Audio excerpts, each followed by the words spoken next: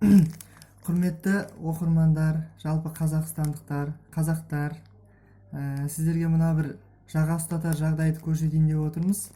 Кеше бір ағайын туыстардың тойынан барған, осындай бір шоколадтарды алып келді міне. Қытайша жазуы бар, шоко деген.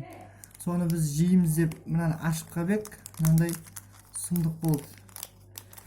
Мынандай ішінен шоколад емес, пластмасс. Бұл және ашылады екен. Оны былай ашып көрсеңіздер, мынандай міне.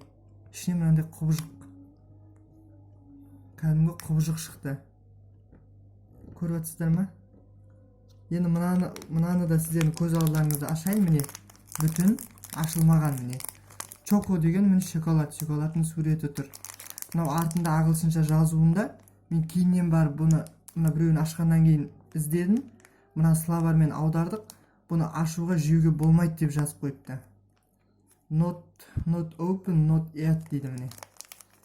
Бұны енді сіздердің көз алдарыңызда міне ашайық. Міне бұның ішінен де міне осындай пластмасс ыдыс.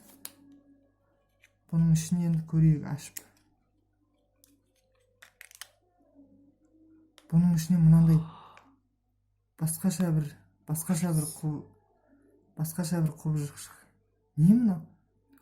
Масқара. Немен тұрсыңыз? Ыдысын. Ештеңе емес, не мынау? Түсінбейсің, адам түсінбейді. Боқ па, басқа ма, бұның бәрі улы ма, білмейміз. Сол үшін абай болыңыздар. Ешқандай Қытайдың жазуы бар, затты сатып алмаңыздар, жемеңіздер, ұстамаңыздар мүлде. Мынау екеуінің іші екі түрлі шықты міне. Міне құбыжық біреуінде.